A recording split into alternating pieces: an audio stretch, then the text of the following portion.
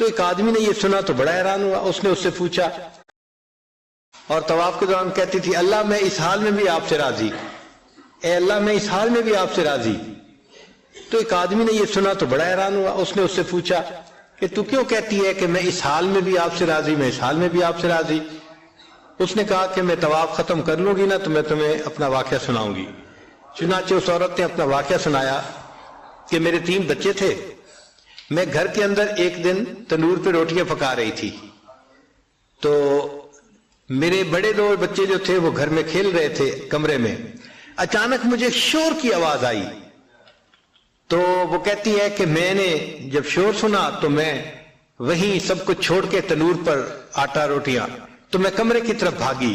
جب کمرے گئی تو میں نے ایک عجیب تماشا دیکھا کہ اس سے 1-2 دن پہلے میرے خاوند نے گھر میں بکری کو ذبح کیا تھا, اور جس چھری سے بکری کو ذبح کیا تھا وہ اس نے کمرے میں رکھی تھی. تو میرے دونوں بچے کھیلتے کھیلتے ان میں سے ایک نے دوسرے کو کہا کہ تمہیں پتہ ہے کہ ابو نے بکری کو کیسے ذبح کیا تھا؟ تو دوسرا کہتا ہے مجھے تو نہیں پتا. وہ کہتے ہیں اچھا آؤ میں تمہیں بتاتا ہوں کہ کیسے ابو نے ذبح کیا تھا. تو میرا درمیان والا بیٹا جو تھا وہ زمین پر لیٹ گیا اور بڑے لڑکے نے اس چھری کو اٹھا لیا. اب وہ چھوٹا بچہ تھا اور اس کو پتہ نہیں تھا کہ چھری کتنی تیز ہے, چنانچہ اس نے اس کے گلے پہ جو چھری چلائی تو گلا تو فوراً کٹ گیا اور خون کا فوارہ چھوٹنے لگا. اب جب خون نکلا تو شور ہوا اور میں بھاگی ہوئی آئی تو میں نے دیکھا کہ میرا بچہ خون میں لت پت پڑا تھا اور اس کی جان نکل چکی تھی. اب میں نے سوچا کہ میرا بڑا بیٹا کہاں ہے جس نے یہ حرکت کی تھی؟ وہ ڈر کے بھاگ گیا تھا اور کہیں چھپ گیا تھا. کہنے لگی میں نے اسے دوسرے کمروں میں دیکھا تو کہیں نظر نہیں آیا. جب صحن میں آئی تو وہاں میں نے تنور کے لیے کچھ لکڑیاں رکھی ہوئی تھیں, ان لکڑیوں کے پیچھے وہ جا کے چھپا تھا. کہنے لگی میں نے پیچھے سے اس کو جا کے جب دیکھا تو اس نے مجھے کوئی جواب نہیں دیا. جب میں قریب گئی تو مجھے پتا چلا کہ اس جگہ کے اوپر ایک سانپ بیٹھا ہوا تھا. یہ بچہ چھپنے کے لیے جب لکڑیوں کے پیچھے گیا سانپ نے اس کو ڈسا اور یہ بھی وہاں مرا پڑا تھا. کہتے میں اس کی لاش اٹھا کے لائی, ایک بچے کو ایک چارپائی پہ لٹایا اور دوسرے بچے کو دوسرے چارپائی پہ لٹایا.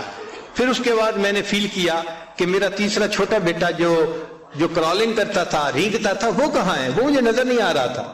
کہنے لگی میں اٹھ کے جب جو ہے تنور کی طرف آئی تو میں نے دیکھا کہ اس نے کرال کیا اور وہ تنور کے اندر گر چکا تھا. تو میں نے اپنے زندہ بیٹے کو آگ کے اندر پورا جلتا ہوا دیکھا اور وہ بھی فوت ہو گیا تھا. تو میں نے تینوں بیٹوں کی لاشوں کو چارپائی پہ رکھا, پھر ان کو نہلایا, ان کو کفن دیے.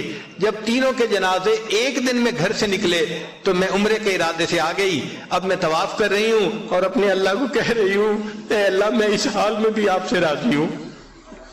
آپ ذرا غور کیجئے نا اس ماں کے دل پہ کیا بیتی ہوگی کہ ایک دن میں جس کے 3 بیٹوں کا جنازہ گھر سے نکلے اور پھر وہ طواف کرتے ہوئے کہہ رہی ہے اے اللہ میں اس حال میں بھی آپ سے راضی ہوں. تو ہم نے کہاں غم دیکھے ہیں, کہاں تکلیفیں دیکھی ہیں؟ ہم نے نہیں دیکھی.